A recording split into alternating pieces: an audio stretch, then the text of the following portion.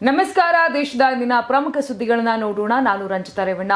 ಉಂಡ ಮನೆಗೆ ದ್ರೋಹ ಬಗೆದ ಮೂವರು ಕಾಂಗ್ರೆಸ್ ಶಾಸಕರನ್ನು ಕಾಂಗ್ರೆಸ್ ಹೈಕಮಾಂಡ್ ಪಕ್ಷದಿಂದಲೇ ಅಮಾನತು ಮಾಡಿ ಆದೇಶ ಹೊರಡಿಸಿದೆ. ಹೌದು, ಒಡಿಶಾದ ರಾಜ್ಯಸಭಾ ಚುನಾವಣೆಯಲ್ಲಿ ಬಿಜೆಪಿ ಬೆಂಬಲಿತ ಸ್ವತಂತ್ರ ಅಭ್ಯರ್ಥಿ ದಿಲೀಪ್ ರೇ ಪರ ಮತ ಚಲಾಯಿಸಿ ರಾಜ್ಯಸಭಾ ಚುನಾವಣೆಯಲ್ಲಿ ಅವರ ಗೆಲುವಿಗೆ ಸಹಾಯ ಮಾಡಿದ್ದಕ್ಕಾಗಿ ಒಡಿಶಾದ ವಿರೋಧ ಪಕ್ಷ ಕಾಂಗ್ರೆಸ್ ಮಂಗಳವಾರ ತನ್ನ ಮೂವರು ಶಾಸಕರನ್ನು ಅಮಾನತುಗೊಳಿಸಿದೆ ಎಂದು ಪಕ್ಷದ ಹೇಳಿಕೆ ತಿಳಿಸಿದೆ. ಅಮಾನತುಗೊಂಡ ಶಾಸಕರು ಸನ ಕೇಮುಂಡಿಯ ರಮೇಶ್ ಚಂದ್ರ ಜೈನ, ಮೋಹನದ ದಾಶರಥಿ ಗೋಮಾಂಗೋ ಮತ್ತು ಬಾರಾಮತಿ ಕಟಕ್ನ ಸೋಫಿಯಾ ಫಿರ್ದೌಸ್ ಎಂದು ತಿಳಿದು ಬಂದಿದೆ. ಇನ್ನು ಸೋಮವಾರ ನಡೆದ ರಾಜ್ಯಸಭಾ ಚುನಾವಣೆಯ ಸಂದರ್ಭದಲ್ಲಿ ಅವರು ರೇ ಅವರಿಗೆ ಮತ ಹಾಕಿದ್ದಾರೆ ಎಂದು ಪಕ್ಷದ ಮೂಲಗಳು ತಿಳಿಸಿವೆ. ಅಡ್ಡ ಮತದಾನದಿಂದ ಕಾಂಗ್ರೆಸ್ ಸೋಲಿಗೆ ಕಾರಣರಾದ ಬಂಡಾಯ ಶಾಸಕರ ವಿರುದ್ಧ ಕಠಿಣ ಕ್ರಮ ಕೈಗೊಳ್ಳಲಾಗಿತ್ತು. ಬಿಜೆಪಿ ಬೆಂಬಲಿತ ಸ್ವತಂತ್ರ ಅಭ್ಯರ್ಥಿ ದಿಲೀಪ್ ರೇ ಪರವಾಗಿ ಮತ ಚಲಾಯಿಸಿದ ಮೂವರು ಶಾಸಕರನ್ನ ಪಕ್ಷ ಅಮಾನತುಗೊಳಿಸಿದೆ. ಕೇರಳ ವಿಧಾನಸಭಾ ಚುನಾವಣೆಗೆ ಕೆಲವು ದಿನಗಳು ಬಾಕಿ ಇರುವಂತೆಯೇ ಕಾಂಗ್ರೆಸ್ಗೆ ದೊಡ್ಡ ಹೊಡೆತ ಬಿದ್ದಿದೆ. ಅಂಬಲಾಪುಳದಲ್ಲಿ ಸ್ವತಂತ್ರವಾಗಿ ಚುನಾವಣೆಗೆ ಸ್ಪರ್ಧಿಸಲಿರುವ ಸಿಪಿಎಂನ ಮಾಜಿ ನಾಯಕ ಜಿ ಸುಧಾಕರನ್ ಅವರಿಗೆ ಯುಡಿಎಫ್ ಬೆಂಬಲ ನೀಡಲು ನಿರ್ಧರಿಸಿದ ನಂತರ ಕಾಂಗ್ರೆಸ್ ತೊರೆದಿದ್ದ ಕೆಪಿಸಿಸಿ ಮಾಜಿ ಪ್ರಧಾನ ಕಾರ್ಯದರ್ಶಿ ಎಂಜೆ ಜಾಬ್ ಬಿಜೆಪಿಗೆ ಸೇರ್ಪಡೆಗೊಂಡಿದ್ದಾರೆ. ಇಲ್ಲಿನ ಪಕ್ಷದ ಕೇಂದ್ರ ಕಚೇರಿಯಲ್ಲಿ ಬಿಜೆಪಿ ರಾಜ್ಯಾಧ್ಯಕ್ಷ ರಾಜೀವ್ ಚಂದ್ರಶೇಖರ್ ಅವರ ಸಮ್ಮುಖದಲ್ಲಿ ಜಾಬ್ ಮತ್ತು ಇತರ ಕೆಲವು ನಾಯಕರು ಬಿಜೆಪಿಗೆ ಸೇರ್ಪಡೆಯಾದರು. ಜಾಬ್ ರಾಜ್ಯದ ಕರಾವಳಿ ಪ್ರದೇಶಗಳಲ್ಲಿ ವಿಶೇಷವಾಗಿ ಅಲಪ್ಪುಳದಲ್ಲಿ ರಾಜಕೀಯ ಚಟುವಟಿಕೆಗಳಲ್ಲಿ ಸಕ್ರಿಯರಾಗಿದ್ದಾರೆ. ಈ ಹಿಂದೆ ಯುವ ಕಾಂಗ್ರೆಸ್ ರಾಜ್ಯ ಪ್ರಧಾನ ಕಾರ್ಯದರ್ಶಿ ಹಾಗೂ ಕೆಎಸ್ಒಯು ರಾಜ್ಯ ಪ್ರಧಾನ ಕಾರ್ಯದರ್ಶಿ ಹಾಗೂ ಜಿಲ್ಲಾಧ್ಯಕ್ಷರಾಗಿ ಸೇವೆ ಸಲ್ಲಿಸಿದರು. ಸೋಮವಾರ ಕೆಪಿಸಿಸಿ ಪದಾಧಿಕಾರಿಗಳು ಮತ್ತು ಸಿಪಿಎಂ, ಎನ್ಸಿಪಿ ಮತ್ತು ಎಎಪಿ ಮಾಜಿ ನಾಯಕರು ಸೇರಿದಂತೆ 40 ಪ್ರಮುಖ ಜನರು ಪಕ್ಷದ ಪ್ರಧಾನ ಕಚೇರಿಯಲ್ಲಿ ಬಿಜೆಪಿಗೆ ಸೇರ್ಪಡೆಗೊಂಡರು. ಸಂಸತ್ ಅಧಿವೇಶನದಲ್ಲಿ ವಿಪಕ್ಷಗಳಿಂದ, ಅದರಲ್ಲಿಯೂ ಕಾಂಗ್ರೆಸ್ ಸದಸ್ಯರಿಂದ ಕಲಾಪಕ್ಕೆ ತೀವ್ರ ಅಡ್ಡಿ ಉಂಟಾಗುತ್ತಿತ್ತು. ಈ ಬಗ್ಗೆ ತಿಳುವಳಿಕೆ ಹೇಳಬೇಕು ಎಂದು ಒತ್ತಾಯಿಸಿ ರಾಜ್ಯಸಭೆ ಸದಸ್ಯ ಎಚ್.ಡಿ. ದೇವೇಗೌಡ ಅವರು ಕಾಂಗ್ರೆಸ್ ಸಂಸದೀಯ ಪಕ್ಷದ ಅಧ್ಯಕ್ಷೆ ಸೋನಿಯಾ ಗಾಂಧಿ ಅವರಿಗೆ ಪತ್ರ ಬರೆದಿದ್ದಾರೆ. ಬಜೆಟ್ ಅಧಿವೇಶನದ ವೇಳೆ ಪ್ರತಿಪಕ್ಷಗಳ ಸದಸ್ಯರು ನಿರಂತರವಾಗಿ ಕಲಾಪಕ್ಕೆ ಅಡ್ಡಿಪಡಿಸುತ್ತಿದ್ದು, ಅದರಲ್ಲಿಯೂ ಕಾಂಗ್ರೆಸ್ ಸಂಸದರು ಸಂಸತ್ತಿನ ಒಳಗೆ ಹಾಗೂ ಆವರಣದಲ್ಲಿ ಘೋಷಣೆ ಕೂಗುವುದು, ಫಲಕ ಪ್ರದರ್ಶನ ಮಾಡುವುದು, ನಿರ್ದಿಷ್ಟವಾಗಿ ಹೆಸರು ಕೂಗುವುದು, ಧರಣಿ ಮತ್ತು ಕಲಾಪ ಸ್ಥಗಿತ ಆಗುವಂತೆ ಮಾಡುತ್ತಿದ್ದಾರೆ. ಇದು ಸಂಸತ್ತಿನ ಘನತೆ ಕುಗ್ಗಿಸುತ್ತಿದೆ ಮತ್ತು ಸಂಸದೀಯ ಪ್ರಜಾಪ್ರಭುತ್ವದ ಮೂಲ ತತ್ವಗಳಿಗೆ ಧಕ್ಕೆ ಉಂಟು ಮಾಡುತ್ತದೆ ಅಂತ ಆತಂಕವನ್ನು ವ್ಯಕ್ತಪಡಿಸಿದ್ದಾರೆ. ಇನ್ನು ಸಂಸತ್ತಿನ ಮೆಟ್ಟಿಲುಗಳ ಮೇಲೆ ಚಹಾ ಸೇವನೆ ಮಾಡುವುದು ಸರಿಯಾದ ನಡವಳಿಕೆಯಲ್ಲ. ಈ ಹಿಂದೆ ವಿರೋಧ ಪಕ್ಷಗಳು ರಾಷ್ಟ್ರೀಯ ಹಿತಾಸಕ್ತಿಯನ್ನ ಗೌರವಿಸಿ ಸಂಯಮದಿಂದ ವರ್ತಿಸಿದ್ದವು. ಸಂಸತ್ತಿನ ಮೆಟ್ಟಿಲುಗಳ ಮೇಲೆ ಕುಳಿತು ಚಹಾ, ಬಿಸ್ಕತ್ತು, ಪಕೋಡ ತಿನ್ನುವುದು ಅತಿರೇಕದ ಕ್ರಮಗಳು. ಇವು ಅನುಚಿತ ಅಂತ ಗೌಡರು ಟೀಕಿಸಿದ್ದಾರೆ. ಇತ್ತೀಚೆಗೆ ಬಿಡುಗಡೆಯಾದ ದಿ ಕೇರಳ ಸ್ಟೋರಿ 2 ವೀಕ್ಷಣೆ ಬಳಿಕ ಹಿಂದೂಗಳು ಮುಸ್ಲಿಮರನ್ನು ಸಾಮಾಜಿಕ ಹಾಗೂ ಆರ್ಥಿಕವಾಗಿ ಬಹಿಷ್ಕರಿಸುವ ಪ್ರತಿಜ್ಞೆ ಕೈಗೊಂಡಿದ್ದಾರೆ. ಈ ವಿಡಿಯೋ ಸಾಮಾಜಿಕ ಜಾಲತಾಣಗಳಲ್ಲಿ ಸಖತ್ ವೈರಲ್ ಆಗುತ್ತಿದ್ದು ಭಾರಿ ಚರ್ಚೆ ಆಗ್ತಿದೆ. ಮಹಾರಾಷ್ಟ್ರದ ಪಾಲ್ಘರ್ ಜಿಲ್ಲೆಯ ವಸಾಯಿ ಚಿತ್ರಮಂದಿರದಲ್ಲಿ ಮಾರ್ಚ್ 10ರಂದು ಈ ವಿಡಿಯೋ ಶೂಟ್ ಮಾಡಲಾಗಿದೆ ಅಂತ ಕಾಂಗ್ರೆಸ್ ಸಂಸದರೊಬ್ಬರು ಹೇಳಿದ್ದಾರೆ. ಈ ಹೇಳಿಕೆಗೆ ಪ್ರತಿಕ್ರಿಯಿಸಿದ ಮೀರಾ ಭಯಂದರ್ ವಸಾಯಿ, ವಿರಾರ್ ಪೊಲೀಸ್ ಕಮಿಷನರೇಟ್ ಹಿರಿಯ ಪೊಲೀಸ್ ಅಧಿಕಾರಿಯೊಬ್ಬರು ವಿಡಿಯೋದ ಸತ್ಯಾಸತ್ಯತೆ ಇನ್ನೂ ಖಚಿತವಾಗಿಲ್ಲ ಎಂದು ತಿಳಿಸಿದ್ದಾರೆ. ಅದನ್ನು ಎಲ್ಲಿ ಚಿತ್ರೀಕರಿಸಲಾಗಿದೆ ಎಂಬುದು ಖಚಿತವಾಗಿಲ್ಲ. ಕೆಲವರು ಕಿಡಿಗೇಡಿಗಳು ಇದನ್ನು ಮಾಡಿರಬಹುದು ಎಂದಿದ್ದಾರೆ. ವಿವಾದಾತ್ಮಕ ಚಿತ್ರ ದಿ ಕೇರಳ ಸ್ಟೋರಿ 2 ವೀಕ್ಷಿಸಿದ ನಂತರ ಒಂದು ಗುಂಪು ಮುಸ್ಲಿಮರನ್ನ ಬಹಿಷ್ಕರಿಸುವ ಶಪಥ ಮಾಡಿರುವುದು ವಿಡಿಯೋದಲ್ಲಿದೆ ಅಂತ ಕಾಂಗ್ರೆಸ್ ಸಂಸದ ಸೈಯದ್ ನಾಸಿರ್ ಹುಸೇನ್ ಎಕ್ಸ್ನಲ್ಲಿ ಈ ವಿಡಿಯೋವನ್ನು ಹಂಚಿಕೊಂಡಿದ್ದಾರೆ. ಮುಂಬರುವ ತಮಿಳುನಾಡು ವಿಧಾನಸಭಾ ಚುನಾವಣೆಯಲ್ಲಿ ಎನ್ಡಿಎ ಗೆದ್ದರೆ ತಮಿಳುನಾಡು ಉಪಮುಖ್ಯಮಂತ್ರಿ ಹುದ್ದೆಯನ್ನ ಟಿವಿಕೆ ಮುಖ್ಯಸ್ಥ ವಿಜಯ್ ಅವರಿಗೆ ಬಿಜೆಪಿ ನೀಡಲಿದೆ ಎಂದು ಪಕ್ಷದ ಮೂಲಗಳು ತಿಳಿಸಿವೆ. ಪ್ರಸ್ತಾವಿತ ಸೀಟು ಹಂಚಿಕೆ ಒಪ್ಪಂದದ ಭಾಗವಾಗಿ ಟಿವಿಕೆಗೆ ಸುಮಾರು 80 ಸ್ಥಾನಗಳನ್ನು ನೀಡಲು ತೀರ್ಮಾನಿಸಿದೆ ಎನ್ನಲಾಗಿದೆ. ಈ ಮಧ್ಯೆ ಎರಡು ಪಕ್ಷಗಳ ನಡುವಿನ ಮಾತುಕತೆಗಳು ಚುನಾವಣೆಗೆ ಮುಂಚಿತವಾಗಿ ಅಂತಿಮ ಹಂತಕ್ಕೆ ಬಂದಿವೆ ಎಂದು ಮೂಲಗಳು ತಿಳಿಸಿವೆ. ಈ ಕ್ರಮವು ಕಾರ್ಯರೂಪಕ್ಕೆ ಬಂದರೆ ರಾಜ್ಯದಲ್ಲಿ ಚುನಾವಣಾ ಲೆಕ್ಕಾಚಾರಗಳನ್ನು ಬದಲಾಯಿಸಬಹುದು. ಅಲ್ಲಿ ಮತ ಹಂಚಿಕೆಯಲ್ಲಿನ ಸಣ್ಣ ಬದಲಾವಣೆಗಳು ಸಹ ಕಠಿಣ ಸ್ಪರ್ಧೆಯ ಕ್ಷೇತ್ರಗಳನ್ನು ನಿರ್ಧರಿಸುವ ಸಾಧ್ಯತೆ ಇದೆ. ನಟ ರಾಜಕಾರಣಿ ವಿಜಯ್ ಮತ್ತು ಅವರ ಪಕ್ಷವನ್ನು ಎನ್ಡಿಎ ಜೊತೆ ತರಲು ಬಿಜೆಪಿ ಸಂಘಟಿತ ಪ್ರಯತ್ನ ನಡೆಸುತ್ತಿದೆ. ವಿಜಯ್ ಅವರೊಂದಿಗೆ ಮಾತನಾಡಲು ಕೇಸರಿ ಪಕ್ಷವು ಬಹುರೀತಿ ಪ್ರಯತ್ನ ಮಾಡುತ್ತಿದೆ. ಸದ್ಯ ಮಾತುಕತೆಗಳಲ್ಲಿ ಪ್ರಮುಖ ಅಂಶವಾಗಿ ಉಳಿದಿರುವ ಮುಖ್ಯಮಂತ್ರಿ ಹುದ್ದೆಯ ಮೇಲೂ ವಿಜಯ್ ಕಣ್ಣಿಟ್ಟಿದ್ದಾರೆ ಎಂದು ಮೂಲಗಳು ತಿಳಿಸಿವೆ.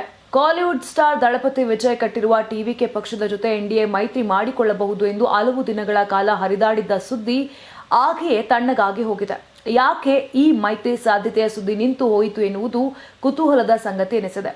ವರದಿಗಳ ಪ್ರಕಾರ ಟಿವಿಕೆ ಪಕ್ಷದ ಮುಖಂಡರೊಬ್ಬರು ಸೂಪರ್ ಸ್ಟಾರ್ ರಜನಿಕಾಂತ್ ವಿಚಾರದಲ್ಲಿ ಆಡಿದ ಆ ಒಂದು ಮಾತು ಎನ್ಡಿಎ ಪಾಳೆಯಕ್ಕೆ ಅಸಮಾಧಾನ ತಂದಿತ್ತು ಎನ್ನಲಾಗಿದೆ. ಕೆಲ ದಿನಗಳ ಹಿಂದೆ ಟಿವಿಕೆ ಪಕ್ಷದ ಪ್ರಧಾನ ಕಾರ್ಯದರ್ಶಿ ಆದವ್ ಅರ್ಜುನ ಅವರು ರಜನಿಕಾಂತ್ ರಾಜಕೀಯ ಪ್ರಯತ್ನವನ್ನು ಲೇವಡಿ ಮಾಡುವ ರೀತಿಯಲ್ಲಿ ಹೇಳಿಕೆ ನೀಡಿದ್ದರು.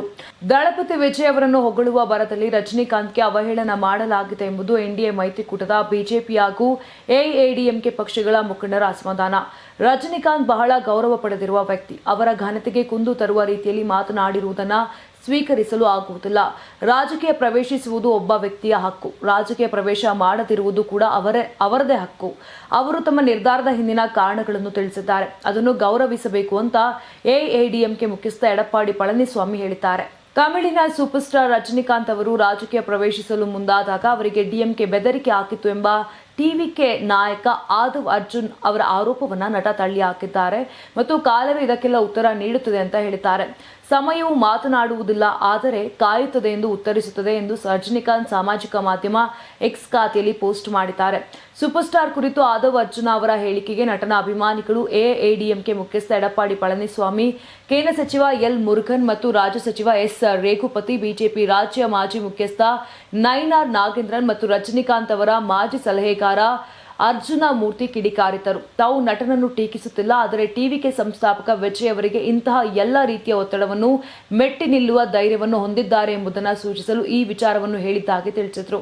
ಎಲ್ಪಿಜಿ ಗ್ರಾಹಕರು ಇಕೆವೈಸಿ ಮಾಡುವುದು ಕಡ್ಡಾಯ ಎನ್ನುವಂತಹ ಸುದ್ದಿ 2 ದಿನಗಳಿಂದ ಕೇಳಿಬರುತ್ತಿದೆ. ಇದೇ ವೇಳೆ ಪೆಟ್ರೋಲಿಯಂ ಮತ್ತು ನೈಸರ್ಗಿಕ ಅನಿಲ ಸಚಿವಾಲಯವು ಈ ವಿಚಾರದ ಬಗ್ಗೆ ಸ್ಪಷ್ಟನೆ ಕೊಟ್ಟದ್ದು, ಆಧಾರ್ ಬಯೋಮೆಟ್ರಿಕ್ ದೃಢೀಕರಣ ಅಥವಾ ಇಕೆವೈಸಿಯು ಎಲ್ಲ ಎಲ್ಪಿಜಿ ಗ್ರಾಹಕರಿಗೂ ಕಡ್ಡಾಯವೇನಲ್ಲ. ಇಕೆವೈಸಿ ಮಾಡಿಸಿದಲ್ಲದ ಎಲ್ಪಿಜಿ ಗ್ರಾಹಕರು ಮಾತ್ರ ಈ ಗ್ಯಾಸ್ ಪಡೆಯಲು ಇಕೆವೈಸಿ ಮಾಡುವುದು ಕಡ್ಡಾಯ ಅಂತ ಸಚಿವಾಲಯವು ಹೇಳಿದೆ. ಎಲ್ಪಿಜಿ ಗ್ರಾಹಕರು ಆಧಾರ್ ದೃಢೀಕರಣ ಮಾಡುವ ವಿಚಾರದಲ್ಲಿ ಹೊಸದೇನು ನಿರ್ದೇಶನ ಹೊರಡಿಸಲಾಗಿಲ್ಲ. ಬಯೋಮೆಟ್ರಿಕ್ ಆಧಾರ್ ದೃಢೀಕರಣ ಪೂರ್ಣಗೊಳಿಸುವಂತೆ ಎಲ್ಪಿಜಿ ಗ್ರಾಹಕರನ್ನ ಪ್ರೋತ್ಸಾಹಿಸುವ ಕ್ರಮ ಜಾರಿಯಲ್ಲಿದೆ. ಎಲ್ಪಿಜಿ ಗ್ರಾಹಕರು ಇದುವರೆಗೆ ಇಕೆವೈಸಿ ಮಾಡಿಸಿದ್ದಲ್ಲದೆ ಇದ್ದರೆ ಅವರು ಈಗ ಮಾಡಿಸುವುದು ಕಡ್ಡಾಯ. ಪಿಎಂ ಉಜ್ವಲ ಯೋಜನೆಯ ಫಲಾನುಭವಿಗಳು ಪ್ರತಿ ಹಣಕಾಸು ವರ್ಷಕ್ಕೆ ಒಮ್ಮೆ ಇಕೆವೈಸಿ ಅಪ್ಡೇಟ್ ಮಾಡಬೇಕು. ಅದು 7 ಸಿಲಿಂಡರ್ ಪೂರೈಕೆಗೆ ಸಬ್ಸಿಡಿ ಪಡೆದು 8 ಮತ್ತು 9ನೇ ಸಿಲಿಂಡರ್ ಪಡೆಯುವಾಗ ಇಕೆವೈಸಿ ಅಪ್ಡೇಟ್ ಮಾಡಬೇಕು. ಪಿಎಂ ಉಜ್ವಲ ಯೋಜನೆಗೆ ಒಳಪಡದ ಇತರ ಎಲ್ಪಿಜಿ ಗ್ರಾಹಕರು ಒಮ್ಮೆ ಇಕೆವೈಸಿ ಮಾಡಿಸಿದರೆ ಸಾಕು, ಮತ್ತೆ ಅಪ್ಡೇಟ್ ಮಾಡುವ ಅಗತ್ಯ ಇಲ್ಲ. ಮನೆಯಲ್ಲೇ ಕುಳಿತು ಉಚಿತವಾಗಿ ಇಕೆವೈಸಿಯನ್ನು ಮಾಡಬಹುದಾಗಿದೆ. ಆರ್ಮೂರ್ ಜಲಸಂಧಿಯಿಂದ ಎಲ್ಪಿಜಿ ಗ್ಯಾಸ್ ಹೊತ್ತ 2ನೇ ಹಡಗೊಂದು ಭಾರತವನ್ನು ತಲುಪಿದೆ. 45,000 ಮೆಟ್ರಿಕ್ ಟನ್ ಎಲ್ಪಿಜಿ ಹೊಂದಿರುವ ನಂದಾದೇವಿ ಎನ್ನುವ ಹಡಗು ಗುಜರಾತ್ನ ವಡಿನಾರ್ ಬಂದರನ್ನು ತಲುಪಿದೆ. ಮೂಲ ಯೋಜನೆ ಪ್ರಕಾರ ಈ ಹಡಗು ಕಾಂಡ್ಲಾ ಪೋರ್ಟ್ ತಲುಪಬೇಕಿತ್ತು, ಆದರೆ ಕಾರಣಾಂತರದಿಂದ ವಡಿನಾರ್ ಕಡೆಗೆ ತಿರುಗಿಸಲಾಯಿತು. ಇರಾನ್ ಯುದ್ಧ ಶುರುವಾದಾಗಿನಿಂದ ಆರ್ಮೂರ್ ಜಲಸಂಧಿಗೆ ತಡೆಯಾಗಿದೆ. ಆದರೆ ಭಾರತ ನಡೆಸಿದ ಮಾತುಕತೆಯ ಫಲವಾಗಿ ಇರಾನ್ ದೇಶವು ಆರ್ಮೂರ್ ಜಲಸಂಧಿಯಿಂದ ಈವರೆಗೆ 3 ಭಾರತೀಯ ಟ್ಯಾಂಕರ್ಗಳಿಗೆ ಸಾಗಲು ಅನುಮತಿಸಿದೆ. ಶಿವಾಲಿಕ್ ಎನ್ನುವ ಹಡಗು ನಿನ್ನೆ ಗುಜರಾತ್ ಮುಂದ್ರಾ ಪೋರ್ಟ್ ತಲುಪಿದೆ. ಅದು ಸುಮಾರು 45,000 ಟನ್ ಎಲ್ಪಿಜಿ ಗ್ಯಾಸ್ ಹೊತ್ತು ಬಂದಿದೆ. ಇವತ್ತು ನಂದಾದೇವಿ ಹಡಗು ಆಗಮಿಸಿದೆ. ಇಲ್ಲಿಗೆ 2 ಹಡಗುಗಳು ಭಾರತದ ತೀರವನ್ನು ತಲುಪಿದಂತಾಗಿದೆ. ಇನ್ನೊಂದು ಹಡಗು 1-2 ದಿನದಲ್ಲಿ ತಲುಪುವ ನಿರೀಕ್ಷೆ ಇದೆ. ಜಗ್ ಲಾಡ್ಕಿ ಎನ್ನುವ ಈ ಹಡಗು ಕೂಡ ಮುಂದ್ರಾ ಪೋರ್ಟ್ಗೆ ಬರುವ ನಿರೀಕ್ಷೆ ಇದೆ. ಆರ್ಮೂರ್ ಜಲಸಂಧಿಯಲ್ಲಿ ಇನ್ನೂ 22 ಭಾರತೀಯ ಹಡಗುಗಳು ಅನುಮತಿಗಾಗಿ ಕಾದು ನಿಂತಿವೆ. ಈ 22 ಹಡಗುಗಳಲ್ಲಿ 611 ಭಾರತೀಯ ನಾವಿಕರಿದ್ದಾರೆಂದು ಸರ್ಕಾರದ ದತ್ತಾಂಶ ಹೇಳುತ್ತಿದೆ. ಐಎಸ್ಐ ಆನ್ಲೈನ್ ಮಾಡ್ಯೂಲ್ ಜೊತೆ ಸಂಪರ್ಕ ಹೊಂದಿದ್ದ 19 ವರ್ಷದ ದಂತ ವೈದ್ಯಕೀಯ ವಿದ್ಯಾರ್ಥಿಯನ್ನ ಬಂಧಿಸಲಾಗಿದೆ. ಸಹರಾನ್ಪುರ ಜಿಲ್ಲೆಯ ನಿವಾಸಿ ಹರೀಶ್ ಅಲಿ ಬಂಧಿತ ಆರೋಪಿ. ನಿಷೇಧಿತ ಭಯೋತ್ಪಾದಕ ಸಂಘಟನೆ ಐಸಿಸ್ನ ಆನ್ಲೈನ್ ಮಾಡ್ಯೂಲ್ನೊಂದಿಗೆ ಸಂಪರ್ಕ ಹೊಂದಿರುವ ಆರೋಪದ ಮೇಲೆ ಮೊರಾದಾಬಾದ್ನಲ್ಲಿ ಉತ್ತರ ಪ್ರದೇಶದ ಭಯೋತ್ಪಾದನಾ ನಿಗ್ರಹ ದಳ ಈತನನ್ನು ಬಂಧಿಸಿದೆ. ಭಾರತದಲ್ಲಿ ಕಾರ್ಯನಿರ್ವಹಿಸುತ್ತಿರುವ ಐಸಿಸ್ ಸಂಬಂಧಿತ ಆನ್ಲೈನ್ ನೆಟ್ವರ್ಕ್ಗಳ ಚಟುವಟಿಕೆಗಳ ಕುರಿತು ನಡೆಯುತ್ತಿರುವ ತನಿಖೆಯ ಸಂದರ್ಭದಲ್ಲಿ ಈತನನ್ನು ಅರೆಸ್ಟ್ ಮಾಡಲಾಗಿದೆ. 2ನೇ ವರ್ಷದ ಬಿಡಿಎಸ್ ವಿದ್ಯಾರ್ಥಿಯಾಗಿರುವ ಈತ ಇನ್ಸ್ಟಾಗ್ರಾಂನಂತಹ ಸಾಮಾಜಿಕ ಮಾಧ್ಯಮ ವೇದಿಕೆಗಳು, ಡಿಸ್ಕಾರ್ಡ್ನಂತಹ ಎನ್ಕ್ರಿಪ್ಟ್ ಮಾಡಿದ ಅಪ್ಲಿಕೇಶನ್ಗಳ ಮೂಲಕ ಐಸಿಸ್ ನಿರ್ವಾಹಕರ ಜೊತೆ ಸಂಪರ್ಕ ಹೊಂದಿದ್ದಾನೆ ಎಂದು ಅಧಿಕಾರಿಗಳು ತಿಳಿಸಿದ್ದಾರೆ. ನೋಡಿದ್ರಲ್ಲ, ಇದಿಷ್ಟು ಆಗಿತ್ತು ಇಂದಿನ ದೇಶದ ಪ್ರಮುಖ ಸುದ್ದಿಗಳು. ನಾಳೆ ಮತ್ತೆ ಇದೇ ರೀತಿಯಾಗಿ ನ್ಯಾಷನಲ್ ನ್ಯೂಸ್ ಅಲ್ಲಿ ಭೇಟಿಯಾಗೋಣ. ನೋಡ್ತಾ ಇರಿ ಕರ್ನಾಟಕ ಟಿವಿ, ಇದು ಕನ್ನಡಿಗರ ಧ್ವನಿ. ನೀವು ಸಣ್ಣ ಆಗ್ಬೇಕಲ್ವಾ? ಅದು ಒಂದು ಉತ್ತಮ ಆಹಾರದಿಂದ ಸಣ್ಣ ಆಗ್ಬೇಕಲ್ವಾ? ಪ್ರತಿದಿನ ನಮ್ಮ ಜೀನಿ ಸ್ಲಿಮ್ ನ ಯೂಸ್ ಮಾಡಿ ಯಾವುದೇ ಸೈಡ್ ಎಫೆಕ್ಟ್ ಇಲ್ದಂಗೆ ನೀವು ಸಣ್ಣ ಆಗ್ತೀರಾ.